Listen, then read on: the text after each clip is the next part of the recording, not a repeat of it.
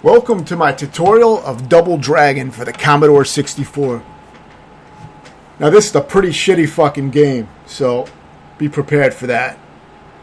But definitely not as shitty as the earlier Double Dragon game that was released on the Commodore by another company, as was the case with a lot of these old computer games.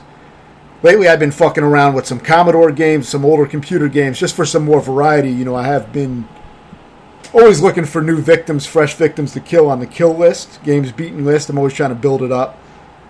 And, you know, my old PC computer lists are pretty butt naked, so I don't have a lot of games on those lists. I've barely played any old computers. So it is kind of cool to fuck around, try new shit.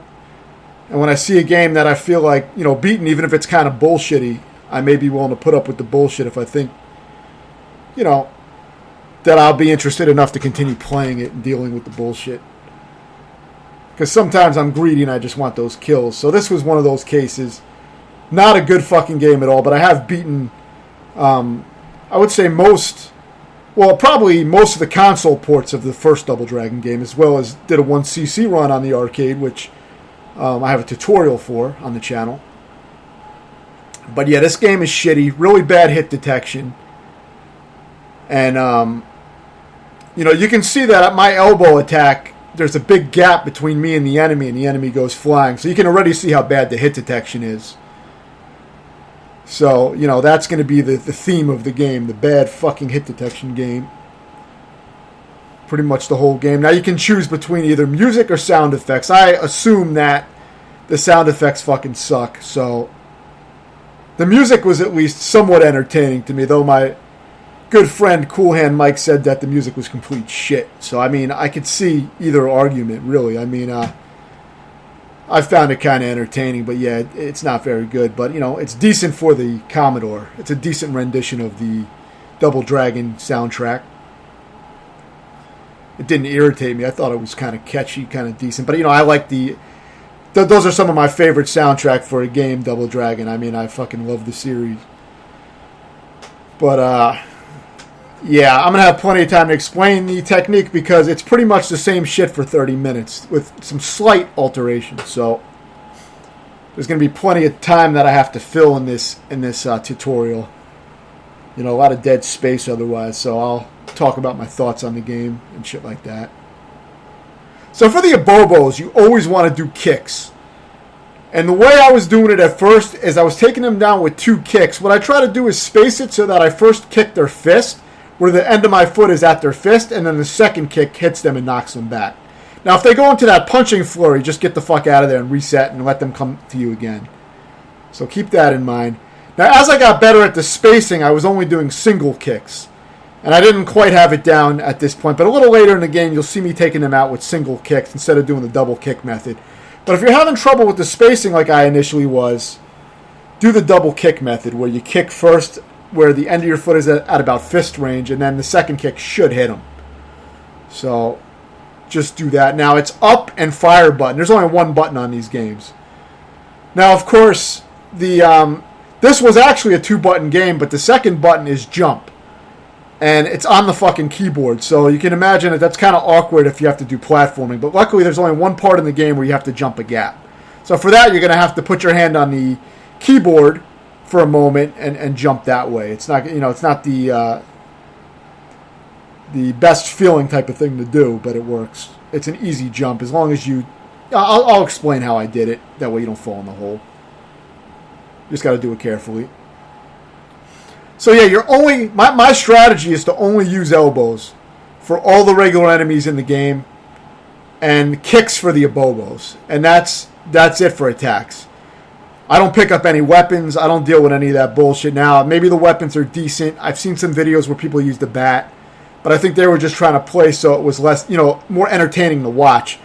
You know, I'm not really about flash. I'm about the function of just killing shit. I like just beating games. So for me, when I find exploits and shit like that, I'm going to roll with that shit. You know what I mean? I'm not going to try to do anything fancy. I just stick to the most efficient method that I find, you know.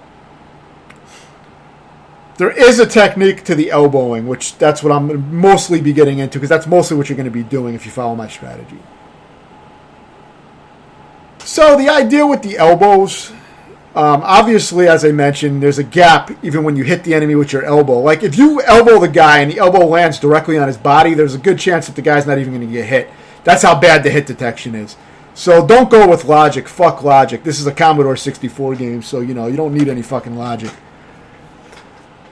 So, basically, you're going to have a little gap when you elbow the guy. That's normal, and that's what you want. If he gets too close, it just won't work. So, you pretty much need to have that fucking gap there, which is, really awkward. But you'll accept it.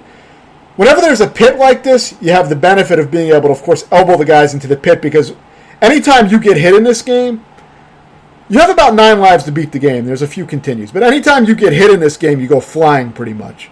So if you're near a pit and you get hit to the other side, you're pretty much going to go in the pit.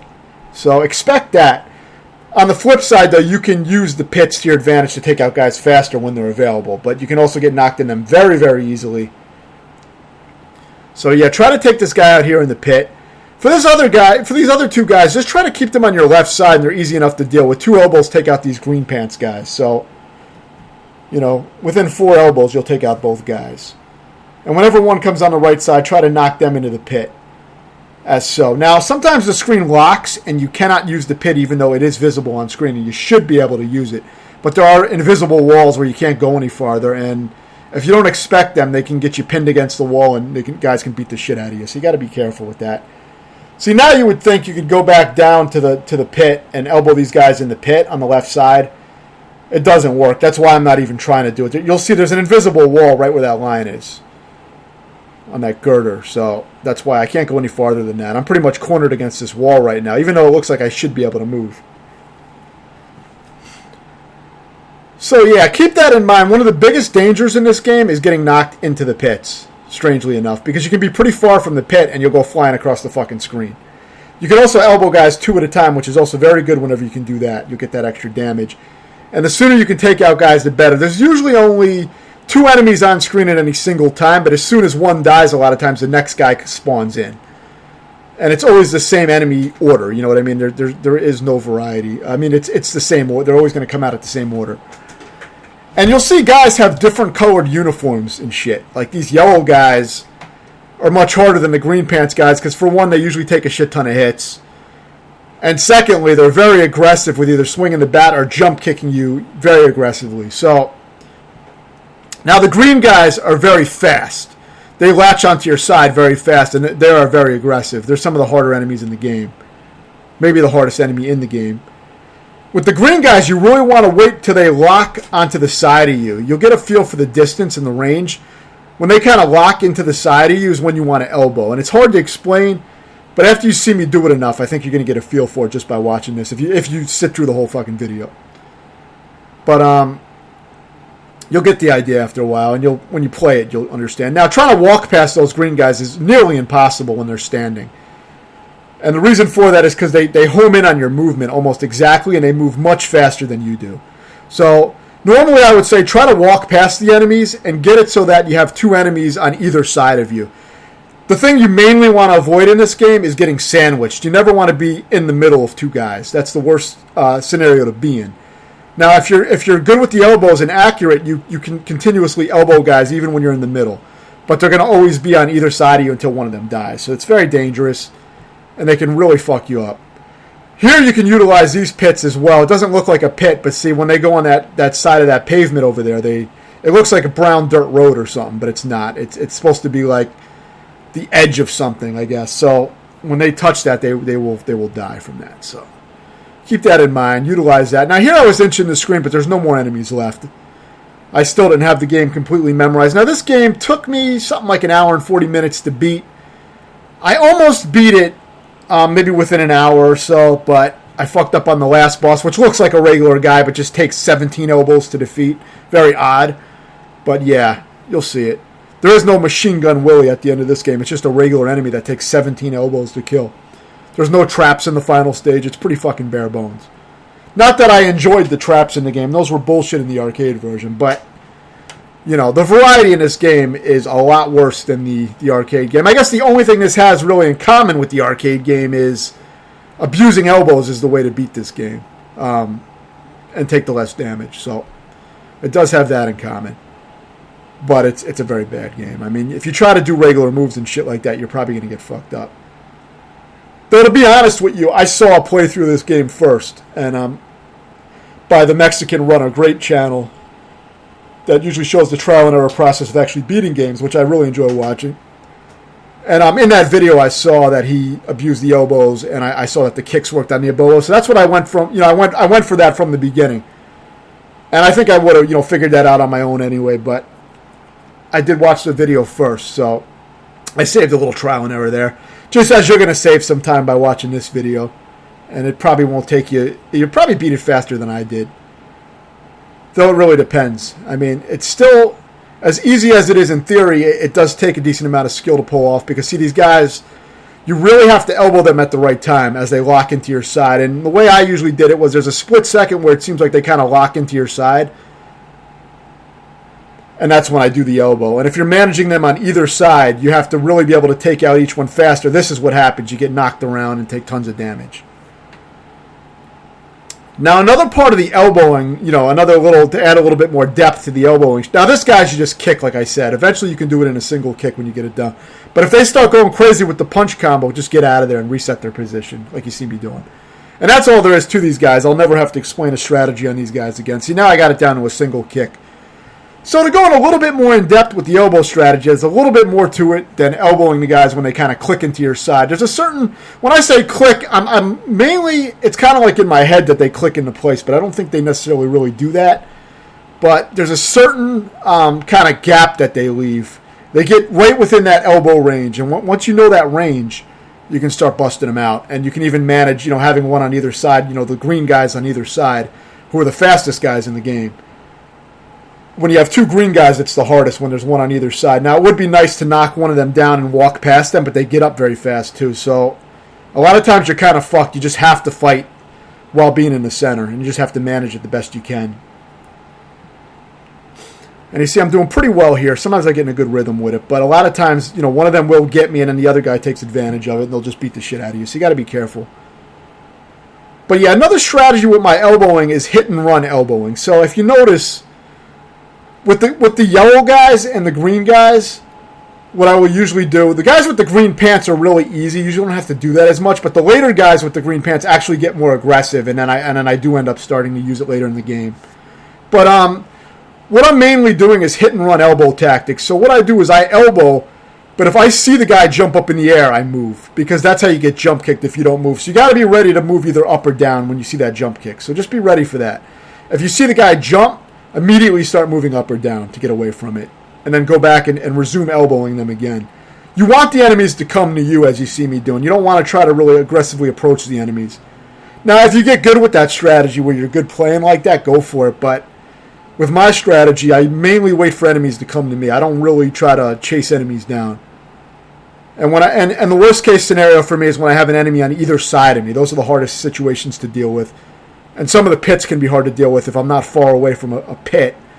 Sometimes that gets me and I get knocked into a pit. Of course, that's an instant death, so that wastes a whole life. So it sucks when that happens. But yeah, the yellow guys are either going to try to jump kick you or hit you with the bat usually. So throw your elbow out when they click into that range, but if it misses, just move up immediately. Don't try to do another elbow. You just want to do one elbow at a time on those guys and then move immediately up or down. And that's pretty much the strategy. The rest of it is just getting a feel for it. It's really just feel. So you're just going to get into a rhythm with it and just feel the game out is what's going to happen after a while. All the enemies are very, very fucking similar. I mean, you'll notice slight differences in their aggression. You'll notice that the green guys move way faster than the other guys. And you'll notice little quirks about the enemies that I mentioned, but aside from that, it's a very similar way to play. It's mainly just hit and run elbow tactics. With a few of the enemies that you don't have to necessarily elbow and run, you'll know which enemies those are. It's usually the enemies with the green pants. Not the Abobo, obviously, but the regular thugs. Now, by this point, I was doing more single kick. I was getting the spacing down better, starting to click a little bit more for me. Usually to be safe, I like doing the double kick method I mentioned, but if you get, decent enough at it, just be ready, though, to move. If you see them do a flurry of punching, just get out of there. Don't even try, because they do massive damage to you if they hit you. So, just be aware of that. Now, this is the only time in the game that you need to jump. One word of advice, after you take care of this asshole here, he's a 2-elbow enemy, one of the easiest enemies in the game, but they do get more aggressive. You see them are starting to jump and do other shit, so you might want to do a little hit-and-run elbow. For here, make sure that you scroll the screen completely. So make sure, scroll it all the way to the end, then step back a little bit, then just start walking toward the gap. And a little bit before you get to the gap, hit that space bar, and you'll jump right over it. You can do it a little bit early. You don't have to be right at the edge of the bridge. If you try to get all the way to the edge of the bridge, you'll probably fall in the water and lose a life. So don't do that. Furthermore, try to fight these guys at the top of the bridge so that if they do hit you, they're not going to knock you into the water, hopefully. If you get down here in the bottom left, there's a good chance that they're going to get that hit in, and see, this is what's going to happen. You're going to lose a life from that. So it sucks. It's happened to me many times on that part. So just be aware of that. If you can get them on your left side, then of course put them in the fucking ocean. You know what I mean? Take the kids to the pool. But if you're not able to do that, then, just fight on the upper top part. Just fight where the bridge is. So you got a little bit more leeway, survival, if you get knocked around.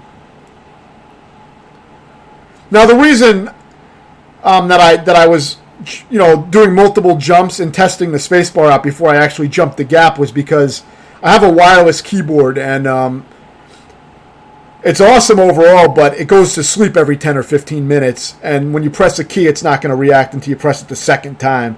So I was, of course, just confirming that the spacebar was ready to work and that the keyboard was awake. So that's why there was a little hesitation there. But for most people, that's not going to be something to worry about. I'm actually going to hopefully make some videos soon showing a full room tour of how I set up my emulation and all the controllers that I've collected and use that I use to beat all these games and methods, shit like that. I'm going to kind of do an overview and room tour of that shit, and I'm going to make separate videos going into all these little subjects, separately, like a controller review where I review a bunch of fucking controllers that I own. I want to do that because I got some unique ones, and I find uses for them that are not really talked about. Like for certain types of games, I may prefer a certain controller for certain reasons. Button layout, different things like that.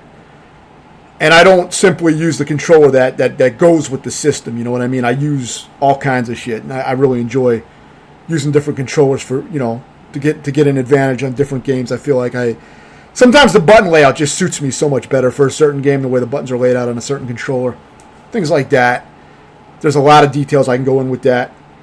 It's shit that a lot of people probably don't really care about, but I enjoy all that shit. So I want to show some of the setup stuff. I want to go into detail about setting up emulation, which my friend, he's the technical person who built all this shit, the legendary Bob Ruppels. He built my emulation computer that runs all these old games. So he's actually going to make some videos at some point detailing all that shit. So those are going to be really good. I think they're going to be really insightful. I need to get a really high-quality camera. I want to have a real good camera. And they range, over $800. So I want to get something good, because I want to be able to show everything clearly. So that's going to be like something that's up and coming. Once I get the camera, I'll start doing it immediately. But yeah, I want to go into emulation setup. I want to go into the whole room setup, because my whole gaming setup is completely not based on decorations and shit. It's based purely on functionality and cramming a bunch of shit into a very small space. It's kind of like, a fucking cockpit the way I have it set up. I use a tablet to navigate games. I got everything set up for function. I've always been just trying to make that setup better and better, you know what I mean, for what I use it for. It's very specific to my goals and what I enjoy doing, so I do really want to go into that. But yeah, by this point in the game, this is the semi-final stage. So by this point, you're going to notice that, even regular enemies are becoming a lot more fucking aggressive and doing, see, these guys are doing tons of hits now. They're getting really aggressive. So, but it's going to be the same thing. You're just going to have to be sharper with your elbows. You're not going to have as many opportunities to miss those elbow strikes, because you'll get punished for it. So that's part of the, an aspect of the game that does get, a decent amount harder. It does get a lot more aggressive as you get farther in. But it's still pretty much the same shit. It's just turned up on fast forward a little bit. Now, of course, use these holes if you can to get these guys in there, and it makes it a lot easier. I mean, not that these are the hardest enemies, but, you don't really want to have, tons of guys on your ass constantly. So if you can get rid of them, knock them off to the right. Now, of course, the risk is that whenever you're trying to use the pits for your fighting, you're going to risk getting knocked into the hole. It's very easy. That's usually what I die from in this game. Now, if you don't want to take those risks, you want to play it safer, just fight up at the top of the bridge. You won't have to worry about getting knocked in a hole. As long as you can time your elbows right, you'll be good. Always be ready, though, like I said, to move up or down immediately after throwing out an elbow, especially later in the game. Like I said, earlier on, you don't have to move up and down with some of the easier enemies. The green pants enemies are the easiest enemies. But as you get to this point in the game, even the green pants enemies are dangerous because they're faster and more aggressive than before. So the hit and run tactic is the safest way pretty much to do the entire game. You really don't have to modify that. Early on, though, I get more greedy and I like to elbow the guys and take them out faster because I know they're not going to be that aggressive. So I'll play a little bit more, dangerous with that. So basically in this game, you got, I believe you have like 2 continues. You have a total of maybe 9 lives. So that's it.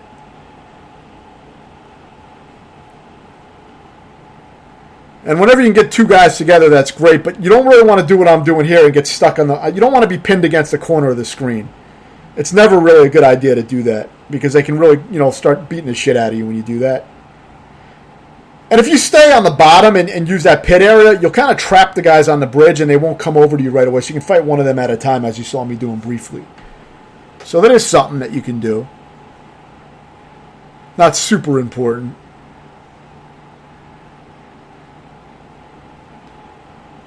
And if you're familiar with this game, you'll see that the final stage in this version is pretty much the same shit as all the other stages, But one of the only differences is that there's a regular enemy, but it's really the last boss.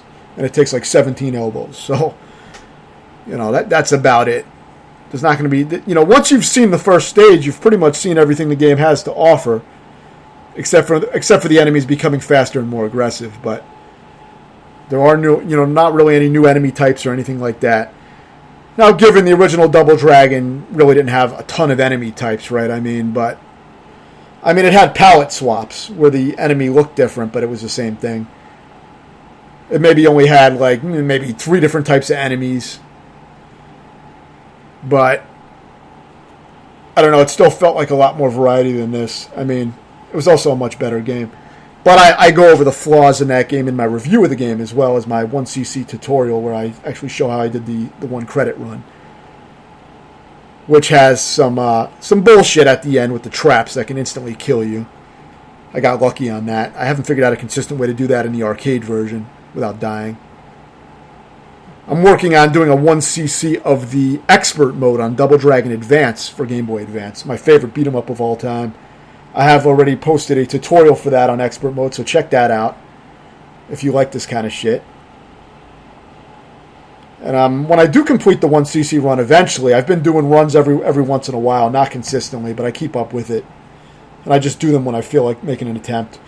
Because it's stressful and intense, so it kind of burns me out, so I'll just do it when I feel like doing one. But once I complete that 1cc expert run, I'll probably do another tutorial on the 1cc expert run. Reason being, there's a lot of survival strats and shit like that really don't come through in my actual tutorial because I wasn't worried about getting 1-ups from points and shit like that because I was using save states on an emulator to remove the penalties for death and just doing section by section pretty much with save states. So that removes all the risk, of actually trying to survive a 1cc run, which only gives you a few lives to survive the whole game, and you got to rely on trying to get some 1-ups here and there, different things like that. You may want to use some safer strategies, more reliable strategies than I would have used in my original tutorial. So I'll probably make a separate tutorial for that whenever the fuck I complete that. That's a pretty extreme undertaking, but I am getting close to it. So it's the same here. It's just more aggressive versions of enemies you already fought, but it's the same tactic. My strategies don't really change. It's just hit and run. I try to wait for them to kind of lock onto my side within a certain range. I kind of see it lock in my mind for a split second, and that's when I throw out the elbow. I don't know if they really actually lock in place, but in my mind, that's what happens for like a split second. And it kind of just registers in my brain to throw the elbow out when they get within an exact range. But you'll get that feel by muscle memory. If you play this shitty game long enough, you'll get it down. And the only thing you need to know, if you're not able to do the elbow, you just press down and fire button. Because there's really no buttons on the Commodore. But there is spacebar in this game, but that's just a jump. You do that once. But To kick, it's up and fire button. So those are the controls. Now the other moves, I mean, it doesn't matter because if you're following my tutorial, you're not going to use any of the other moves at all. So I would say don't worry about that. But if you want to experiment with them, there is headbutts and shit like that. I found the elbow good enough for me to beat the game. So I mean, you know, to be honest, I didn't really experiment with the moves and shit. I honestly didn't at all. I pretty much only used elbow and kicks for the whole game. Didn't even try the weapons. Didn't, you know, do any of that shit. Because I already saw a playthrough of the game. I was like, this is going to be manageable enough for me. And I figured those moves are probably good enough. I know the elbow is the most powerful move in the arcade game. So that may be the case here. But I didn't test the damage values and all that. Now you'll notice there's a spiked pit on my right. You would think that would be a great way to take out some enemies. But you cannot take the enemies out in that spiked pit when it's on the screen like this. You can when the screen moves a little bit. If you get hit in a spiked pit, I don't think you die either. So it's at least fair in that aspect. Now you can use the spiked pit now that it's a little bit more prevalent on the screen. So I would recommend getting all the way to the left and just having these guys come to you and go right in the pit. But, you know, stay with those hit and run tactics, but don't move up too far when you move up or down. Because you don't want to move out of range of the spiked pit. You know, it's better to utilize that spiked pit. So just stay within that small little area to utilize the spiked pit, but still dodging at the same time.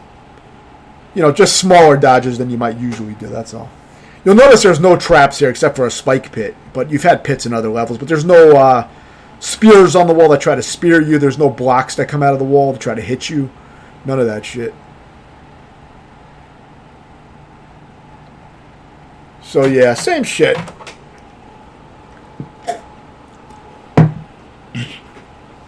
More of the same guys, basically.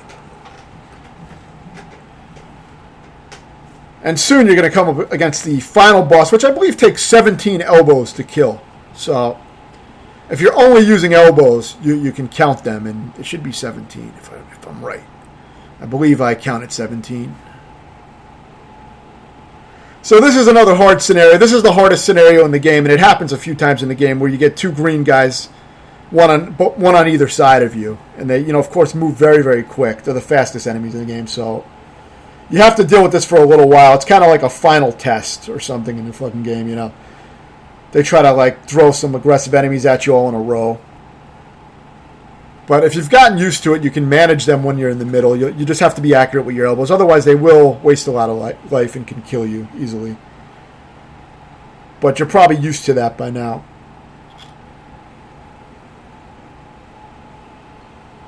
So this is the final boss. He's just a regular enemy, and he takes 17 elbows to kill. So that's it. You want to use the same hit and run tactics. He may be a little bit more aggressive than some of the other enemies, but it's the same strategy. And when you see him hit that gap, see, I got him in a nice elbow rhythm here for a while. Now, I did fuck up, but I got I probably got at least 10 elbows in before I started getting fucked up. And then I was in danger once I got... You really want to avoid the left corner or the right corner of the screen. You don't want to get pinned against either wall. You'll see what happens if you do. It's very hard to get out of. See how aggressive he's getting against this wall now? And it's very hard to get out of this. And you can see my elbow touching him, but it doesn't matter. It has to be in exact range. So now you see how bad the hit detection is. If you didn't notice by this point, you see how bad it is. It's not logical. Hopefully you can survive that if you do get pinned. But I was starting to really possibly lose all my lives at this point. It gets very sloppy. But it does at least show what can happen and why you want to avoid. You know, next time I would probably try to avoid getting pinned against one of the walls.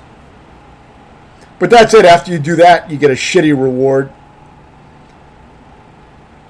You get to lock lips with your brother, but now he's wearing a wig. I think that's how it ends. That was my interpretation of the ending. So, yeah. Great reward. And great fucking game. So if you have any questions, let me know. And thanks for watching this shitty tutorial.